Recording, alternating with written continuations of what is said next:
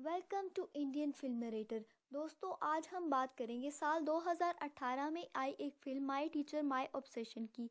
Film की शुरुआत होती है एक स्कूल के सीन से, जहां स्कूल का गार्ड अंधेरे में कुछ आवाज़ें सुनकर जाता है तो वहां उसे कुछ भी दिखाई नहीं देता और वो वापस आ जाता है। फिर कहानी फ्लैशबैक में जाती है। अगले सीन में हम देखते हैं कि एक क्लासरूम है जहां एक टीचर है और कुछ बच्चे हैं। बच्चों में रैली नाम की एक लड़की है जिसका स्कूल का पहला दिन है। वो अभी अभी स्कूल यहाँ बदल कर आई है और यहाँ पर एक मस्कुलर बॉडी वाला टीचर उसका फादर है। और यहाँ क्लास की दो लड़कियाँ कायली और ट्रिशा का दिल उस टीचर पर आ जाता है और वो दोनों उसे देखती रहती हैं। कायला स्कूल के ईयर बुक की फोटोग्राफर है और ट्रिशा स्कूल की फेमस लड़की है। क्लास के बाद हम देखते हैं कि कायला रैली से दोस्ती करने की कोशिश करती है और कायला को पता चल जाता है कि रैली क्रिस की बेटी है और उसके बाद फिर दोनों रात में पढ़ाई करने के लिए एक ही घर में रुक जाती हैं। कायला को रैली के द्वारा पता चलता है कि उसकी माँ किसी और आदमी के साथ अफेयर रखती है, जिसकी वजह से उसकी मॉम और डैड में डाइवोर्स होने वाली है।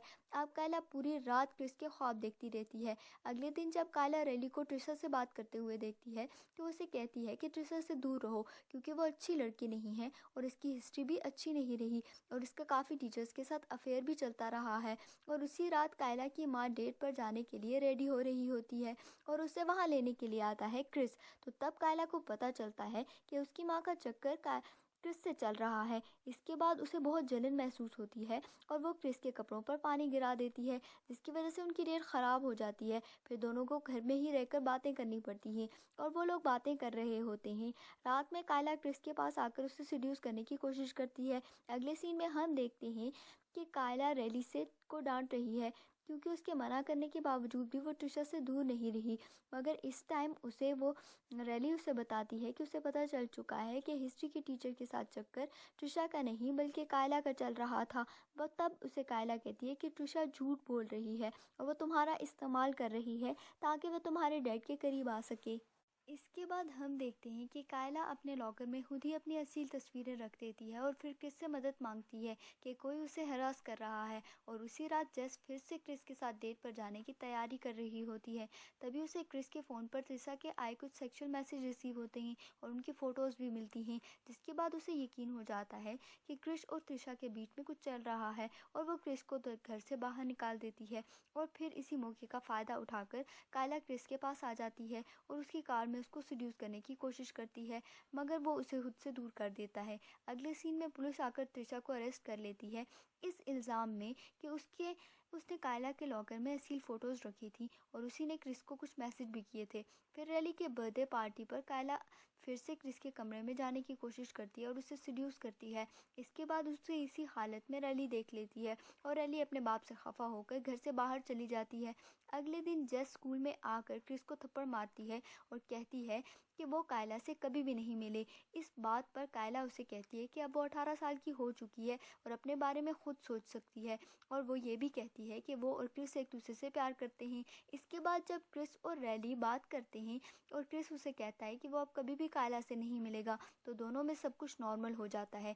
इसके बाद हम देखते हैं कि कायला त्रिशा को स्कूल से पहले मिलने के लिए बुलाती है और वो उसके सामने सब सच कबूल कर लेती है कि उसे उसी ने फंसाया था। इसके बाद वो खुद को ज़ख्मी करने लगती है और हेल्प के लिए आवाज़ें देने लगती है क्योंकि वो जानती है कि थोड़े ही दूर क्रिस खड़ा है और क्रिस उसकी आवाज़ें सुनकर अपनी बेटी रैली के साथ उसके पास आ जाता है। और इसके बाद वो उन्हें कहती है कि त्रिशा ने उस पर अटैक कर दिया था। इसके बाद पुलिस आकर त्रिशा को अरेस्ट कर लेती है और उसको हॉस्पिटल ले जाया जाता है। रैली हॉस्पिटल में आकर उसे कहती है कि अब वो उसके डैड से दूर रहे और ये बात वो मान जाती है। इसके बाद कायला और रैली में फिर से दोस्ती हो जाती है और वहाँ पर क्रिस आता है और वो क्रिस से कहती है कि अब तो हमारे बीच में से त्रिशा भी चली गई है, अब हम दोनों एक साथ रह सकते हैं। मगर क्रिस मना कर देता है। इसके बाद क्रिस डिसाइड करता है कि अब वो ये स्कूल छोड़ देगा और वो स्कूल में अपना सामान लेने के लिए आता है, जहाँ पर कायला भी पागलों की तरह चाकू लिए उसके पीछे स्कूल चली आती है। स्कूल पहुंचकर वो रैली से कहती है कि क्रिस के साथ हम दोनों में से कोई एक ही रह सकता है। इसके बाद वो रैली पर हमला कर देती है और क्रिस के कमरे में चली जाती है और उसकी गर्दन पर चाकू रखकर बोलती है कि मैं तुमसे बहुत प्यार करती हूँ और तुम मुझसे दूर नहीं जा सकते। ये कहकर क्रिस उस पर उसे दूर कर देता है और उसे नीचे गिरा देता है। फिर वहाँ पर गार्ड आ जाता है और कहानी प्रेजेंट में आ जाती है। क्लासरूम का दरवाज़ा खुलने पर वो देखता है कि कैली एक जगह पर नीचे बैठी हुई होती है और ऐसे शो कर रही होती है कि जैसे उस पर किसी ने हमला किया है और वो बेचारी बनी हुई होती है। गार्ड उसकी मदद मांग करने के लिए बाहर जाता है ताकि वो कोई मदद मांग सके। जब गार्ड बाहर जाता है तो रैली उसे कहती है कि यहाँ से भाग जाओ, वरना तुम्हारी जान को खतरा हो सकता है।